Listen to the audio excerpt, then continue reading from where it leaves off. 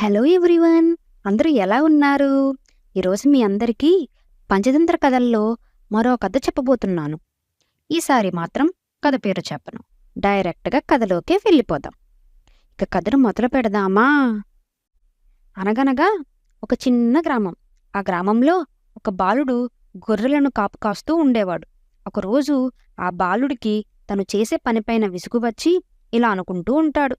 రోజూ ఇదే పని చేస్తూ ఉంటే విసుగు వస్తుంది. ఏమీ తోయడం లేదు.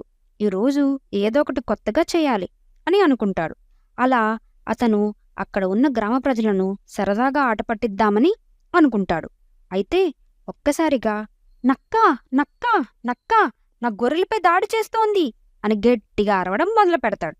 అప్పుడు అక్కడ ఉన్న గ్రామస్తులంతా కంగారు పడి ఆ బాలుడు ఉన్న చోటు దగ్గరికి వెళ్తారు.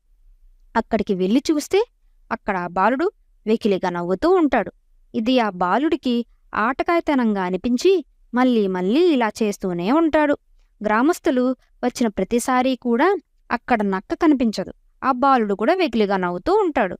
అయితే ఒకరోజు నిజంగానే నక్క ఆ బాలుడు ఉన్న చోటికి వస్తుంది. వెంటనే ఆ బాలుడికి భయం పుట్టి గట్టిగా అరవడం మొదలు పెడతాడు. కాని గ్రామస్తులంతా ఇలా అనుకుంటారు, ఈ అబ్బాయి మళ్ళీ మనందరినీ ఆట పట్టిస్తున్నాడు.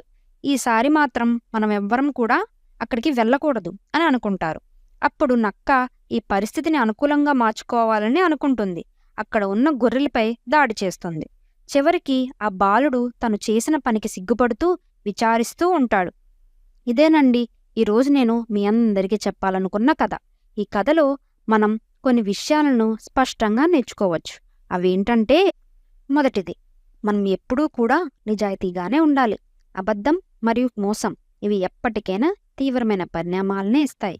రెండవది, ఒక్కసారి కాని మన మీద ఉన్న నమ్మకాన్ని కోల్పోయేలాగా చేస్తే అది మనం ఎప్పటికైనా తిరిగి సంపాదించుకోలేం. మూడవది, మనం మోసాలు చేస్తూ ఉంటూ ఏదో ఒక రోజు మనకి అనుకూలించని పరిస్థితుల్లో ఉన్నప్పుడు నిజం చెప్పినా కూడా మనల్ని ఎవ్వరూ కూడా నమ్మరు. ఇవేనండి నాకు ఈ కథ నుంచి అర్థమైన అంశాలు. మీకు ఏమి అర్థమయ్యాయో కిందున్న కామెంట్ సెక్షన్లో మెన్షన్ చేయండి. మళ్ళీ మరొక కథతో తిరిగి వస్తాను. అలానే ఈ వీడియో కనుక మీకు నచ్చితే లైక్, షేర్, కామెంట్ చేసి మా ఛానల్కి సబ్స్క్రైబ్ చేయండి. బాయ్, మళ్ళీ కలుద్దాం.